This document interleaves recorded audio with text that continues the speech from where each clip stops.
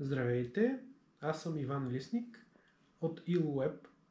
Ние имаме дългогодишен опит в работата с куриерски софтуер и днес правим това видео от полза на всички пощенски оператори и куриерски компании, които попадат под обхвата на новата наредба на НАП от 20 декември 2023 година, която регламентира начина, по който ще бъдат подавани данните за пратки с наложени платежи и изходящи международни пратки към данъчната служба. Този начин ще бъде с две нови електронни услуги, в които хората с електронен подпис ще качват XML файлове. Ще ви предложа лесен начин да създадете необходимите XML файлове, използвайки единствено Microsoft Excel. За целта ще ви бъдат необходими няколко неща предварително. Това е приложение 1 към заповедта на НАП от 20 декември 2023 година. То ще ни е необходимо, за да си проверяваме точно кое поле, за какво служише, какви са възможните стойности в него. Няма как да минем без да се консултираме с този файл. Това е схемата за валидация на XML файла за пратки с наложени платежи, която ще ни е необходима, за да можем да експортираме файловете от Excel. Това е списъкът с товарителници, които съм подготвил и искам да го превърна в XML файл. Във всеки куриерски софтуер има, разбира се, някаква форма на експортиране към Excel и най-простия начин, без да са необходими разходи за разработване на допълнителни модули или пък за някакви специфични услуги, най-простия начин е просто да използвате един такъв екселски файл от вашия куриерски софтуер с напътствията, които ще ви дам в това видео, да създадете необходимия XML файл. В това видео ще разгледаме единствено файла с пратки с наложени платежи. Според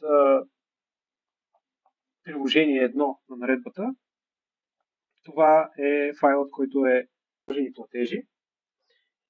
И много е важно предварително да сте подготвили точно тези пратки, които отговарят на изискванията да бъдат подавани в този файл. Няма да разглеждаме в това видео как да си филтрираме в Excel. Това е безпредметно, би трябвало с това да може да се справите. Това, което ще разгледаме е как от вашия списък с пратки, който има някакви колони, които обозначават необходимите неща, да направите необходимият техен списък с пратки, който е в съвсем различен формат.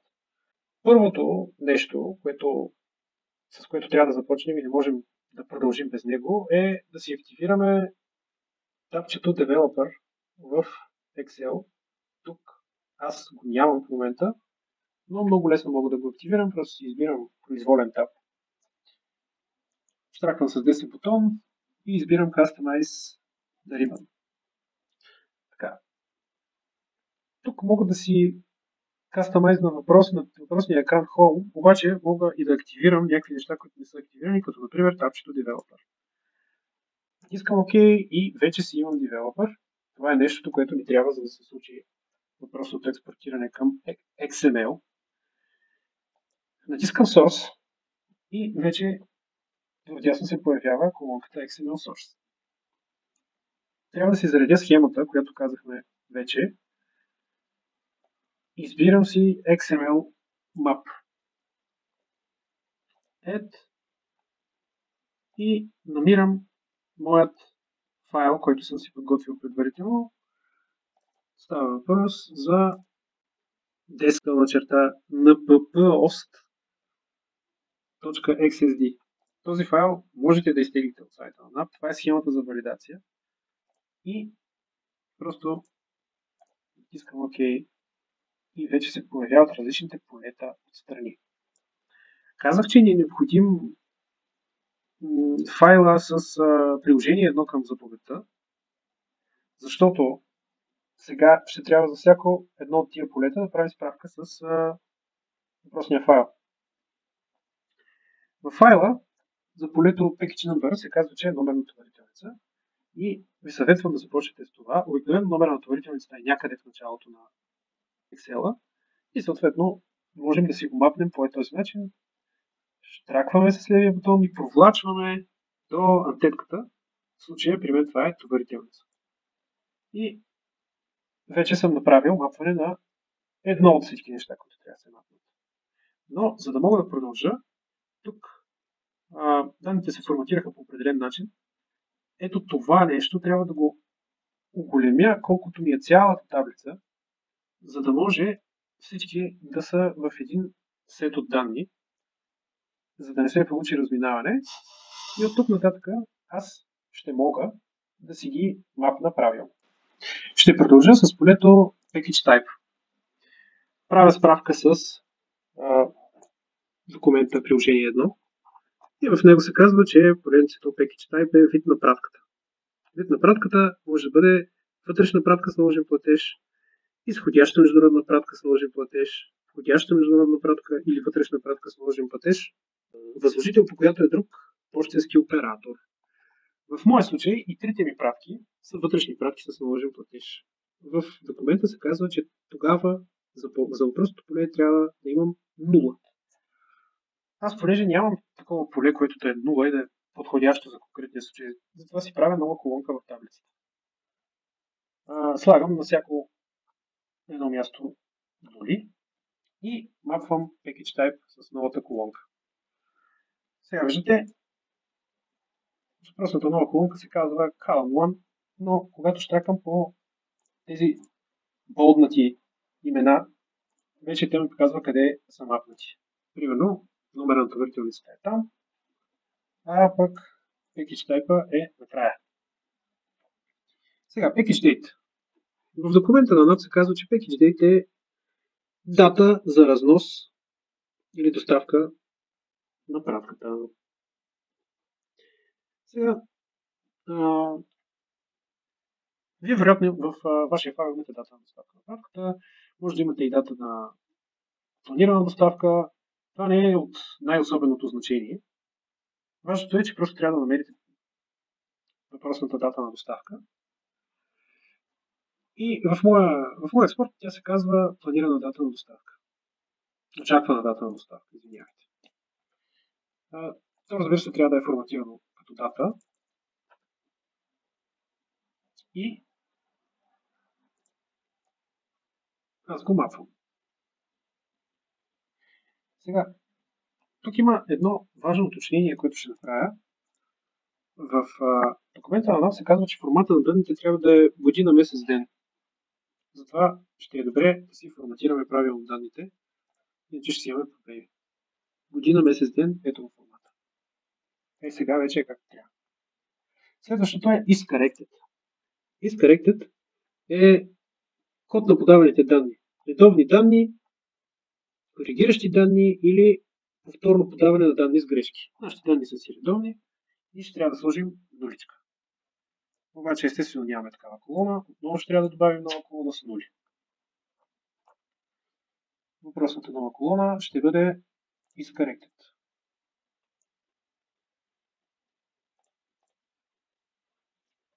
Така. Package Description. Package Description, то се подразбира, че трябва да е описание на пратката, но става въпрос естествено за съдържанието. Така че намираме си колоната, която описва съдържанието на пратката, защото, както знаете, при пратки с наложен платеж трябва да има такава колона и трябва тя да е попълнена с нещо. И сега в нашия експорт намираме съдържание и слагаме Package Description да бъде на съдържанието. Amount. Според документа на NAT, amount е сума на наложения платеж. Моите пратки имат наложен платеж, разбира се. Ето е сумата. Мап функция. Payment type. Payment type е тип начин на изплащане на наложения платеж. Може да бъде в брой, може да бъде пощенски паричен превод или банков път. Моите пратки, трите са по банков път, както виждате. Аз тук ще си създам една нова колона, в която ще сложа двойчици, за да мога да я мапна за Payment Type. После имаме SendType. В документа на NAP се казва, че SendType е тип на изпращач.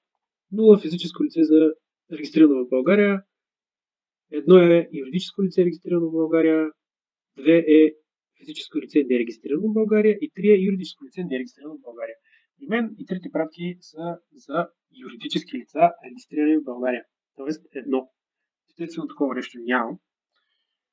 И ще трябва да си го добавя като колонка. Фирма и web. Правим си нова колона. И слагаме едно за всички пратки, понеже всичките податели са юридическо лице регистрирано в България. Слагаме мапинг за SendType. SendIDN.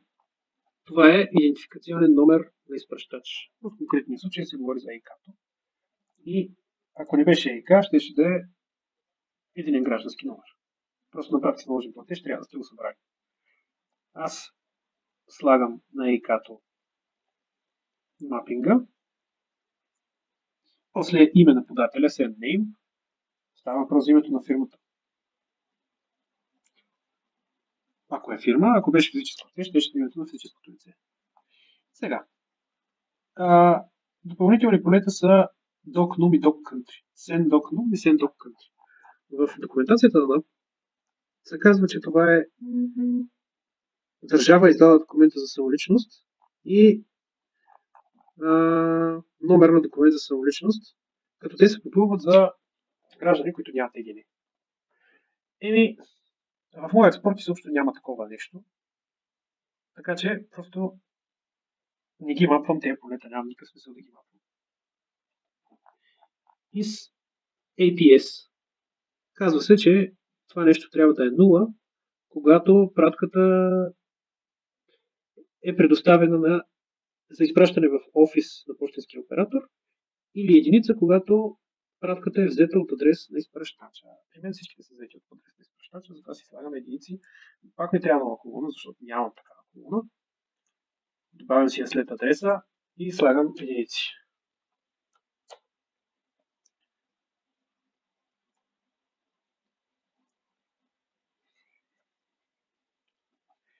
После SendPlace. SendPlace е много особено. Посочва се ЕК-тата на населеното място на офиса на пощенския оператор или на населеното място на изпращача на пратката. Прави се валидация дали въведеното число отговаря на ЕК-тата номенклатурата. Сега за целта, разбира се, трябва да имате ЕК-тата номенклатурата под ръка и ще ви бъде изключително трудно, ако тя не е свързана с номенклатурата във вашия куриерски софтуер или ако в експортирания файл нямате този въпросен номер. В колонката EKT, която всъщност ще бъде мапната към SendPlace. SendPostCode е пощенски код на мястото, където е изпратена пратката. Аз имам такова поле, ето тук пощенски код на подателя. После имаме адрес на подателя и това го имам. После имаме телефонен номер за контакт. Имам го. Само да внимавате да не го сложите на егенето. После RepType. RepType е нещо особено. Това е тип задължено лице, преносител на пратката. Упълномощено лице. И това поле се попълва задължително при посочена стойност 0 или 1 в поле вид на пратката. Става въпрос пратки, които са тръгнали от България или са си изцяло в България. В случая възможните стойности са физическо лице регистрирано в България, физическо лице нерегистрирано в България или пощенски оператор на комплектна пратка. За мен това е лицето предало пратката на куриера. Много е особено в този случай, че има ситуации, в които никой не е предал пратката на куриера, куриера просто си ги е взел от някъде, но просто трябва да го имате. Трябва да имате такива служебни данни. Трябва да имате име и ЕГН на лицето предало пратката. И в случая при мен имаме подател 3 имена, естествено не са попълнили 3, и подател ЕГН. Подразбира се, че след като навсякъде имаме ГН, това са физически лица, регистрирани в България. Създавам си нова колонка и навсякъде попълвам 0, което е физическо лице, регистрирано в България. Слагам rep type. Rep name е въпросното това лице името. Аз го имам. ЕГН-то на въпросното лице или идентификационен номер. Имам го. След това отново имаме rep doc.num и rep doc.country. Това са за случаите, когато лицата не са българи, нямат ЕГН. Трябва да им съберем номер на документа за самоличност и държава, която го е издала. В моят случай няма нужда да ги мапвам изобщо. Нямам такива данни. След това reci type. Reci type е тип на задълженото лице, получател на наложен платеж. Получател на наложения платеж всъщност е подателя на пратката. На него вероятно сте изплатили наложения платеж, обаче точно на кого сте го изплатили и как. Това нещо се попълва в случай, че начин на изплащане на наложения платеж е 0 или 1. 0 или 1 е... Момент само да проверим начин на изплащане на наложения платеж 0 или 1. Моите наложени платежи бяха изплатени по банков път и за тях няма въобще необходимост да попълваме нещата, свързани с реци, което е лицето получател на наложения платеж. Става въпрос за изплащане на пари в брой. В пощенския паричен период и изплащането в брой винаги се случва нещо в брой. Защото знам, че има практика пощенския паричен период да бъде изплащан по банка в някакъв момент, но това по същество не е пощенската услуга. Пощенската услуга е пренасянето на тия пари в брой да пристигнат при предназначението им. И съответно се считат сякаш са изплатени в брой. И съответно трябва да присъства името и ЕГН-то на лицето, което ги е получил. Аз ще разгледам документацията, няма да ги мапна в забой случай, защото всичките наложени платежи са изплатени по банка, но ако бяха изплатени с пощенски паричен превод или в брой, щеше да е необходимо да пиша кое е името на лицето, получател на наложен платеж, и ЕГН-то или луночето на въпросното лице, получател на наложения платеж. След това, естествено, ако не е български граждани, щяхме да имаме reci doc.num, което е номер на документ за самоличност, и reci doc.country. Всички тези неща аз няма да ги мапна, защото в моя случай не са необходими. Става въпрос за изплащане по банка. В нова таблица си попълвам ЕИК-то на пощенския оператор. Тук попълвам естествено ЕИК-то на нашата фирма, няма никакво значение, защото ще бъде прието. Вие си слагате ЕИК-то на пощенския оператор. Мапвам и това поле и вече проверявам дали ще ми позволи да експортирам най-накрая данните. Verify map for export. И казва, че всичко е окей. За да ги експортирам, ще трябва да мина през още някакви настройки. На произволно място от сета с данни, цъкам десен бутон и избирам XML. Първото, което ще направя е XML Map Properties. Да му кажа, че искам да валидира данните в схемата, преди да импортира и да експортира. Това е важно, за да може да ви кажа, че има проблем. Иначе проблема ще го разберете чак когато качите на сайта на ново. И тогава вече трябва да ги качвате наново и е много досадно. Сега, когато отида пак с десен бутон XML, мога да му кажа експорт. И да му кажа да ми създаде нов файл. Сега, много е важно да си кръстите файла точно както повелява приложение 1. В случая има и такъв формат, аз ще го поставя. Това трябва да е ИК-то на фирмата, пощенски оператор. После това трябва да е 3-месечието. В случая ще си сложа 4-то 3-месечие на 2023 година. Няма значение вярно или не, това е пример.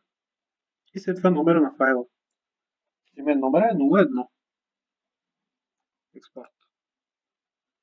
И вижте, то каза, че successfully успя да създаде файла, обаче има проблеми с валидацията. И тук на Details мога да видя какви точно са проблеми. Това е от изключително значение. Това трябва да си го проверите, защото иначе просто ще ви върнат данните отново. На мен какво ми казва? Имам някъде си Слатина борса Карел, булевард Цветан Лазаров, 48 склад 201. Нарушава дължината на полето сен адрес, която трябва да е до 50 символа. И сега това ме ориентира, че някъде в сен адрес имам проблемно и отивам да си го търся къде е. В сен адрес, ето го, имам няколко адреса. Те казват, че трябва да са до 50 символа. И това ми е повече от 50 символа. Затова аз първо ще махна това Слатина борса Карел и ще си оставя само адреса. Сега отново трябва да ги експортирам и да видя какво ще се получи този път. Ще избера същия файл и този път стана без проблем. Нямаше съобщение за грешка и всичко е точно.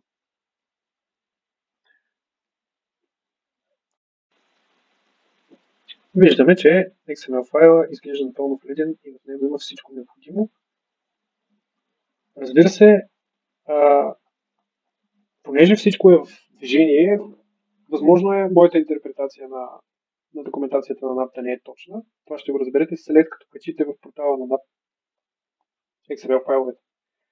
Това не мога да демонстрирам, защото всъщност аз нямам куриерска компания и нямам какво да кача на такива електронни услуги на NAP.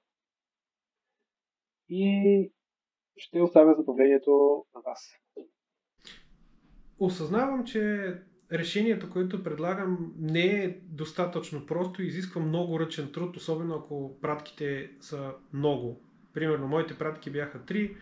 Ако вие имате 30 000 пратки за 3 месече с наложен платеж, това означава, че на всяка една от тях трябва да създадете съответните колони и да запишете съответните стойности, което може да се окаже много часове ръчен труд.